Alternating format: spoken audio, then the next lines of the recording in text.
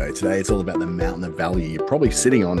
You have no idea. We're talking about your intellectual property, a little bit about your processes and procedures, things you may not have thought as assets in your business, but they are some of the most valuable things you can possibly have in there. It's not going to be a long one today.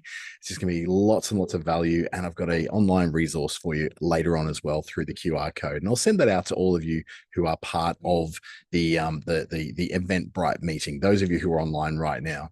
So let's get it underway. It's all about the mountain of value.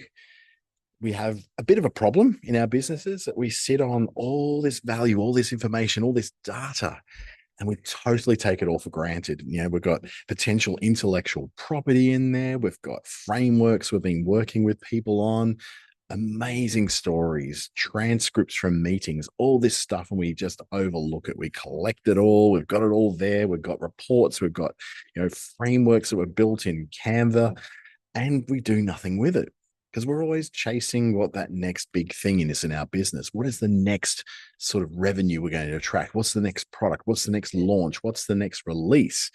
When really there's a mountain underneath us of all the stuff that we're already doing that we're not finding any sort of other purpose for. We're not repurposing what we're already doing.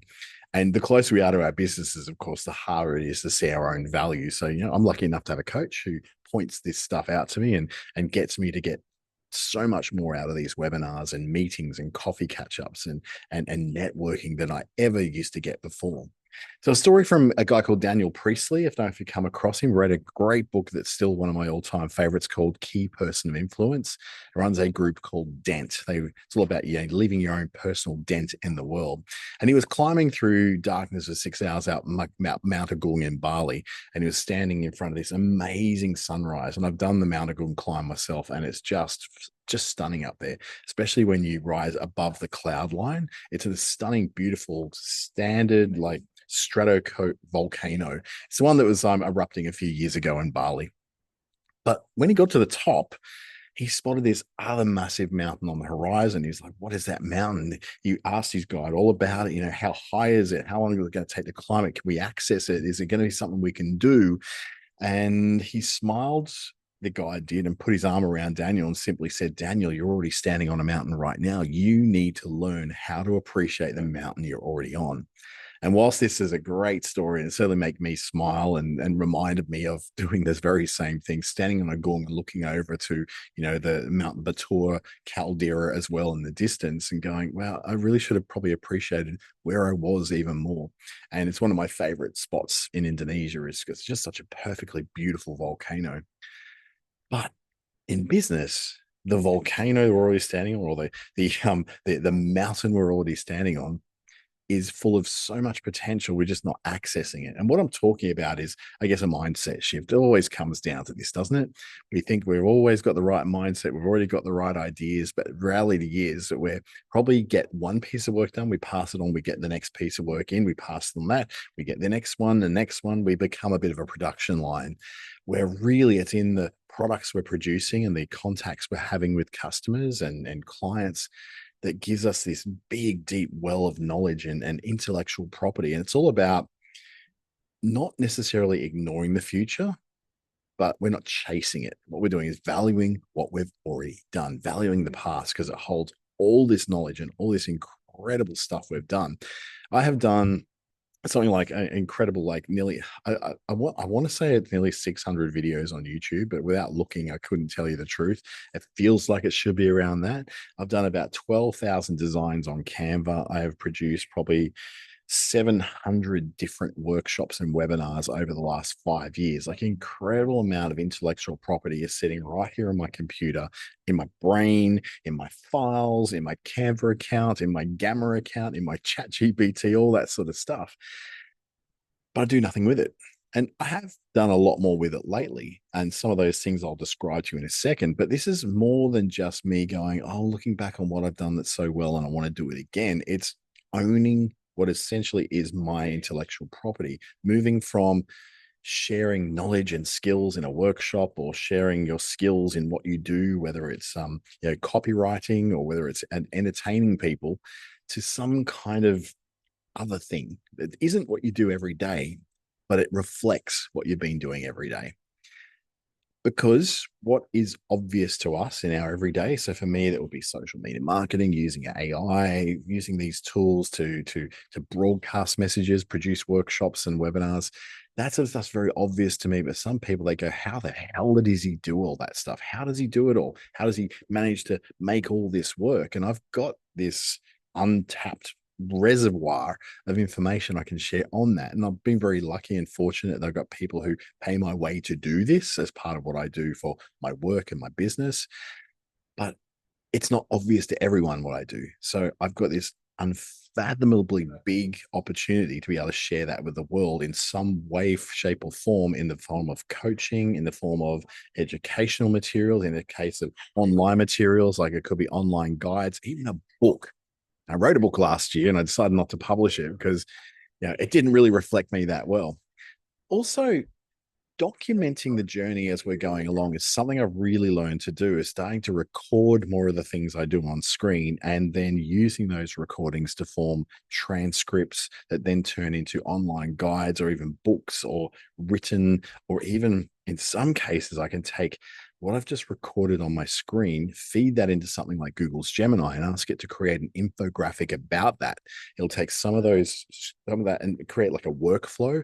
Or if you took a transcript and you put it into a system like Napkin AI, which is a free tool you can use to create things like mind maps and even things like diagrams that will actually show you an infographic version of the information you just copied into it. So some of those things, Napkin AI is very good at that, for very much like flow charty kind of stuff and mind maps and visualizing your text. And then Google's Gemini or ChatGPT are very good at turning that text into images, pictures, infographics. And we see a lot of those on LinkedIn and Facebook at the moment, where people are producing these really fun infographics full of detail and great knowledge, and taking the things they've done elsewhere and putting them into another format. Documentation we usually think of as administration work, right? We're taking it down our documentation to store it away for a rainy day.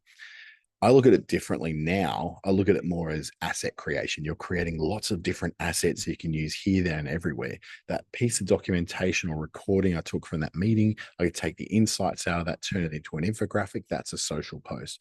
Or I can go, I'm seeing these patterns through these meetings that I'm being into. I need to create some educational material about that. In fact, I might even release a digital product or a course that I could teach people through that stuff. And you might think, well, who am I to be producing this sort of stuff? I'm no expert. I'm just the person who happens to be doing this work every day. The beautiful thing about you being an everyday person and me being an everyday person is that we are way more relatable than the experts. The experts in universities and academics, and no one can relate to them because you're hiding behind titles and doctorates and PhDs. And while I'd love to have a PhD, I don't really know what real value it would bring me, but it'd be kind of nice to have one. But that's exactly it. It would put a barrier between myself and other people. So what we want is to leverage our relatability that we already have, those connections we already have, rather than trying to be impressive and having all these titles around us that really just put a wall in front of us that people see us as far less approachable. So valuing your past, which is basically looking at the stuff you've already got, owning your IP by moving just from delivering skills and work to then leveraging some of that intellectual property that you own into other things that you could present or sell. Understanding that what's easy for you isn't easy for others. Documenting everything you do. And one of the easiest ways is using things like Teams and Zoom can do a lot of transcription work for you. But you get like separate transcription software. I used to use Limitless. They kind of got bought out by Meta, but you can go for things like Fireflies and Claude. Plaud is one of them. I saw another one online called Pocket. They're all very good for transcribing stuff. So whether it's your thoughts or the thoughts you have with others, making sure you're obviously giving permission to, for people to be transcribed like that. But then overall, using the advantage that you are an approachable person, you are a relatable person. Yeah, sure, some people won't like you, but also some people will. And if you're like me and you're not, your audience isn't millions and you can't serve millions of customers, you just need a few more people. And they're more likely to come to you, particularly if you're selling a service rather than a physical product you can touch and hold. Then you can only work with a limited amount of people in order to fill your days and fill your weeks. So you don't have to be liked by everybody, but the relatability means that enough people like you to build a business around. But this does take a little bit of a mindset shift, which is all about getting excited about the stuff you've already done. We're already excited about the future, about the new thing, about the trend, about the thing we saw some influencer doing on YouTube. But really, that's this future obsession about always looking for the next thing, the next launch, the next opportunity, always going forward, forward, forward. It stops us from digging into the absolute gold mine we already have right beneath us. And past has all these incredible moments, of lessons, of stories, of meetings, of breakthroughs, of testimonials, of frameworks that you've built. The way that you do things is your intellectual property. And all of that sort of stuff can very easily these days with AI tools and digital tools be turned into something more, something new, something like frameworks, newsletters, YouTube videos, new courses that you could deliver for people that can be free or be paid, or it can be anything like that. This is where the mountain lives, right? It's right underneath your feet of the stuff you've already done. So the idea is here, rather than constantly strategizing and planning for the next thing, you could actually go in reverse and spend a bit more time reflecting about what you've already done, what you already have, what's hiding in your Google Drive, what's hiding in your Dropbox or your email inbox that could be used and repurposed for something even bigger. So one of those things is that shift also from the knowledge and skills frame to the intellectual property frame. So the idea is, you sell your time for money. You are physically present in somewhere for a certain amount of time and you get paid a certain amount of money, trading your hours essentially for dollars. And it's a very sort of linear growth. Okay, you might earn a little bit more out of time, but as we're learning with the cost of living, cost of property, all that sort of thing, our wages don't keep up with that. So we need something extra. And you're obviously a very entrepreneurial person watching this right now. So you would understand it more than anybody that you need to build something a bit more scalable, things that work while you're asleep, while you're at work, that reaches people without you having to be the person that actually introduces them to it. Assets that have value over a longer period of time than just yesterday when you had that meeting. Things that can grow well beyond and way faster than your wage growth could, or that your hourly rate could, because AI and social media have made this much easier to reach people with, not just with our knowledge and skills, but with our ideas. And ideas are worth something. I remember turning up to a networking meeting that I flew to in Sydney many years ago, and I was in there for 15 minutes and I got exactly what I needed, left, go back to our hotel, flew out of Sydney the next day, came back to Darwin. It was the most expensive networking meeting I've ever been to, but I met exactly the person I wanted to meet, got exactly the advice I needed and the way forward. And I brought that back to Darwin and then got on with it. It was very, very worthwhile. People will pay to access great knowledge, to get shortcuts, to get a fast track to where they're trying to get to. And that third mindset, that thing about, what's obvious for you is not obvious for everyone. Some things are so effortless for some people that seem almost impossible. For me, writing is effortless. I love doing it. It takes no effort at all. It just flows out, right? But others don't. It's not common sense to them. So what we do is, rather than going, well, I should become a writer for them, is what is it that I use as my process to learn how to write, or to begin the process of writing? How do I break through that creative block that so many people get stuck on? That becomes a teachable skill, something for a workshop, a webinar, for a course, from a one-page download that leads to maybe someone booking a consultation with you. This is where you're taking it away from, I know stuff, I like to hide stuff so people will pay me to stuff too. I know stuff, I pass it on to people so they can see that I'm good at it, and then they book me for a higher value than what they would if they were just downloading something from me for free. Documentation being not admin, but asset creation means your transcriptions are solutions and frameworks just waiting to be represented to the world. Conferences, recording stuff at conferences, getting access to conference recordings allows you to apply it to yourself.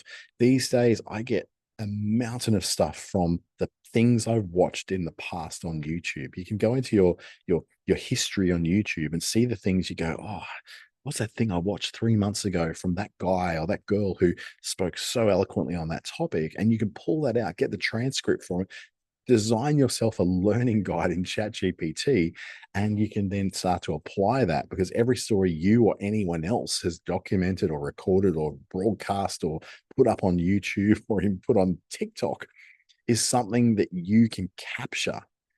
So think about, if you're capturing all those other people's stuff, you should be probably capturing your own. It's not paperwork. It's an asset that you now have access to. And this is how I've been able to definitely increase the amount of stuff I'm pumping out without increasing the time I'm spending on it, because I'm just digging into what I've already done, heard, watched, seen, listened to, and then dragging that into a new framework that I go, okay, this is what I've learned from it. I've now tested, I've now tried it. This worked. Okay, now I can teach others how to do that. Relatable beats impressive. There was a podcast, Daniel Priestley, the guy I was talking about before. It's a guy on the left here, and then you got Stephen Bartlett, probably a little bit more famous on the right. Daniel's was on an episode of Stephen Bartlett's Diary of a CEO Story podcast, and it had 2 to 3 million views within a couple of months. You know? But a billionaire who'd built a multi-dollar unicorn business had just between 300,000 and 400,000 views. So it was very, very different. And the whole reason why Stephen told Daniel that you were relatable, and relatable beats impressive. This is a big mindset shift you have to go through, getting away from this idea that you have to be a superstar and super popular and all that. A bald middle-aged guy who's overweight, and I seem to get a crowd to my stuff. Great, you can do that too, because it's just about being relatable and relevant to the people who you are trying to work with. And that's a hard thing to do unless you're willing to understand that polish and impressive and Lamborghinis and perfect holiday homes and all that, that's for the Instagram influence crowd, not for the business builders of the world like you are. The process is basically block out a bit of time to get alone with your thoughts. Maybe get out of the office, take a walk in the park, sit in a quiet cafe or even a noisy cafe, or put your phone on airplane mode. Don't take calls. Don't look at social media, and then reflect on things that are already in your phone or in your laptop. That means opening up your phone app, your gallery app in your phone, and looking at all the things you've started seeing. I've got Google Photos, which is a great place. You might have iPhoto or iCloud, where you can go through those things. We've all got Google Drives and OneDrives and all those things. Go back and look at some of the stuff that's in there. Just block out even maybe 1 hour to do that this weekend, and you'll see this wealth, this absolute mind-boggling amount of data and stories and stuff you've already done, which you can bring forward into today. That's your intellectual property. It's not some, magical framework with a sparkly logo. Intellectual property is everything that's sitting inside your head or in your drives that you can then use again for other things. And then what you do is basically then start to look at all these things you save and put away as documentation. And I don't think of documentation like piece of paper. Think of it like documentary. Okay. When you watch a documentary, it's capturing real action, talking about real things. This is like a documentary of your life. If I was to do a documentary on my day, you would have the conversations I had at the coffee catch up this morning, the 2 coffee meetings I had straight after that, the conversation I had with my colleagues here in the office, what I did when I reported back to my partner about how my day was, all becomes part of that documentary that forms lessons and frameworks and ways of communicating. And you'll find this in all your stuff. It doesn't have to be particularly complicated or complex. Think about 60 months, think about, 5 years, basically 5 years of content. Look over your phone gallery, look for the things that are in there. I'll send you all this stuff in a guide that you can take on. It's through this QR code. You can get to that on your phone, or what you can also do, just wait for the email to come through if you were part of the registration for this on Eventbrite. If not, if you're watching this on YouTube right now, you'll still get that. You'll still be able to access it.